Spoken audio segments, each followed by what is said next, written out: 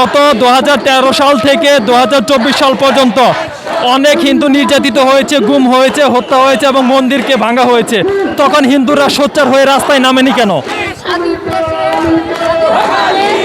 এটা অনেকটা প্রশাসনিক ব্যাপার বোধহয় যে হামলাটা হয়েছে সেটা তো সবাই দেখেছে। আপনারা স্লোগান দিচ্ছেন যে তুমি কে আমি কে, বাঙালি বাঙালি, তাহলে আপনারা নিজেদেরকে সংখ্যালঘু কেন বলছেন?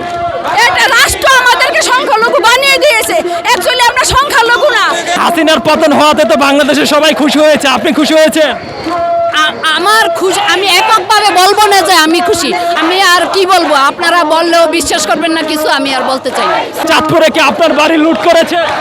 লুট করে না, এই যে আগুন লাগাইতে গেছে। আগুন লাগিয়ে দিয়েছে? না, লাগাই নাই। এই অধিকার এত বছরে চাননি কেন? এরকম হয়ে ওঠে নাই, সুযোগ হয়ে ওঠে নাই। মানে এই 13 বছরে সুযোগ হয়ে ওঠেনি। এখন একটা জাগরণ এসেছে, তাই এই যে দেখানো হচ্ছে যে আমাদের মন্দিরগুলি পাহারা দেওয়া হচ্ছে। আমরা তো বাংলাদেশের নাগরিক, আমাদের অধিকার আছে। আমাদের পাহারা টাহারা কিচ্ছু দরকার নেই ভাইয়া, আমরা আমাদের অধিকার নিয়ে নিরাপদে বাঁচতে চাই, এটাই আমাদের দাবি। একটা রিপোর্টে তথ্য এসেছে যে গত 2013 সাল থেকে 2024 সাল পর্যন্ত অনেক হিন্দু নির্যাতিত হয়েছে, গুম হয়েছে, হত্যা হয়েছে এবং মন্দিরকে ভাঙা হয়েছে। তখন হিন্দুরা সোচ্চার হয়ে রাস্তায় নামেনি কেন? এটা অনেকটা প্রশাসনিক ব্যাপার, আর সবাই একত্রিত না হলে তো আর কিছু হয় না। এখন একটা জোয়ার এসেছে প্রতিবাদ করা, তাই আমরা এইটাকে আমরা এখন প্রতিবাদ দিয়ে মাঠে নেমেছি। আপনি কোন এলাকার বাসিন্দা? আমি পুরান ঢাকার। অনেকে তো বলেছে যে কয়েকটি বিচ্ছিন্ন জায়গা ছাড়া এরকম আগুন বা অগ্নিকাণ্ড, মন্দির ভাঙচুর হয়নি। আপনার এলাকায় কি এরকম মন্দির ভাঙচুর হয়েছে? কালকে সন্ধ্যার সময় পঞ্চগড়ের বুধায় যে হামলাটা হয়েছে সেটা তো সবাই দেখেছে। আর যারা বলে বিচ্ছিন্ন ঘটনা, তারা কোথাও না কোনো এজেন্ডা, এরা সত্যি কথা বলছে না। যতক্ষণ না ওনাদের বাড়িতে হামলা না হবে ততক্ষণ ওনারা বলবেন, এটা স্বীকার করবে না।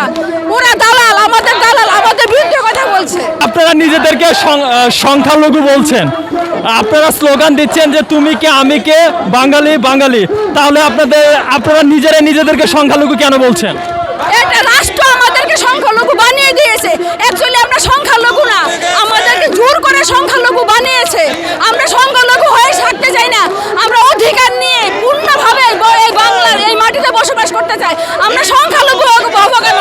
আমাদের বাপদাদার ভিটা, 14 পুরুষের ভিটা, আমরা কেন সংখ্যালঘু হবো? সংখ্যালঘু আমাদেরকে বানিয়ে দেওয়া হয়েছে। এই যে হামলাগুলো হচ্ছে সেক্ষেত্রে অনেককে ধরা হয়েছে, তারা যেমনটি বলছে যে আওয়ামী লীগের নেতারা টাকা দিয়ে তাদেরকে এই কাজগুলো করতে বলা হয়েছে, এই বিষয়ে কি বলবেন? এটা হয়তো বা ঘটনা হতে পারে, কিন্তু প্রকৃত ঘটনা এটা না, এটাই আরেক ধরনের কি বলবো, এটা ওটা তাদের স্বার্থ সিদ্ধির জন্য।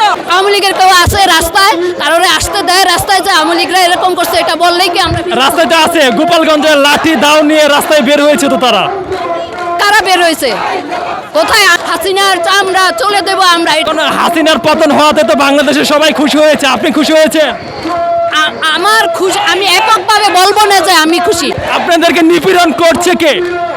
আমাদেরকে নিপীড়ন করছে কে সেটা তো আমরা এখন কি করে বলবো? আমরা যদি এখন এটা বলতে যাই তাহলে তো আমরা কালার হব।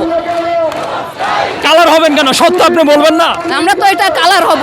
অধিকাংশ হিন্দুই তো বলছে এসব মিথ্যা। না, মিথ্যা না, এগুলি বানানো। আমরা কাদের কথা বিশ্বাস করব? আমি তো বললাম যে আমি চাঁদপুরের, আমি সেই বাড়ির।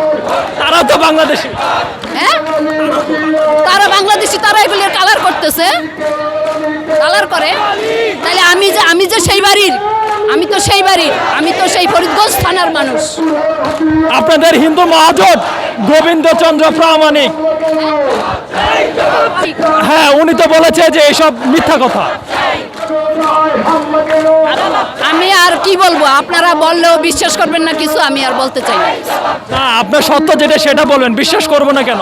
না, আমি তো এই যে বললাম, আপনারা তো বললাম যে এই যে আমি বললাম যে আমার বাড়ি চাঁদপুর ফরিদগঞ্জ থানায়, এই যে জিনিসটা আমি বললাম যে একদল গেছে ভাঙতে, আরেক দল গেছে পুরাইতে, তো বলছে আরেক দল বলতেছে যে পুরাইলে আমার লাশের উপরে দিয়ে পুরাইতে হইব। তাইলে এটা কি মিথ্যা? এটা কি বানোয়াট? চাঁদপুরে কি আপনার বাড়ি লুট করেছে? লুট করে না, এই যে আগুন লাগাইতে গেছে। আগুন লাগিয়ে দিয়েছে? না, লাগাই নাই, ওই যে আরেক দল বলছে যে লাগাইলে আমার লাশের উপর দিয়ে যেতে হবে। মানে আগুন লাগানো হয় না, গিয়েছিল? না, আগুন লাগানো হয় নাই। এই অধিকার এত বছরে চাননি কেন? এরকম হয়ে ওঠে নাই, সুযোগ হয়ে ওঠে নাই। মানে এই 13 বছরে সুযোগ হয়ে ওঠেনি? না, এখন একটা জাগরণ এসেছে তাই এইভাবে, কিন্তু প্রত্যেক বছরই সব সময় যখনই যে গভর্নমেন্ট এসছে সব সময় তাদের এই আক্রোশটা আমাদের হিন্দুদের উপর। কেন ভাই, কেন? মানে এই অভ্যুত্থানের সুযোগে আপনাদের অধিকার আপনারা বুঝে পেতে চান? হ্যাঁ, এখন যখন একটা জাগরণ উঠেছে, জনজোয়ার এসেছে, এই সুযোগে আমরা আমাদেরটা বুঝে যাই, সবাই তো সবাইটা বুঝে নিচ্ছে। আমরা আমাদের পূর্ণ অধিকার দিয়ে আমরা এই দেশে বসবাস করতে চাই।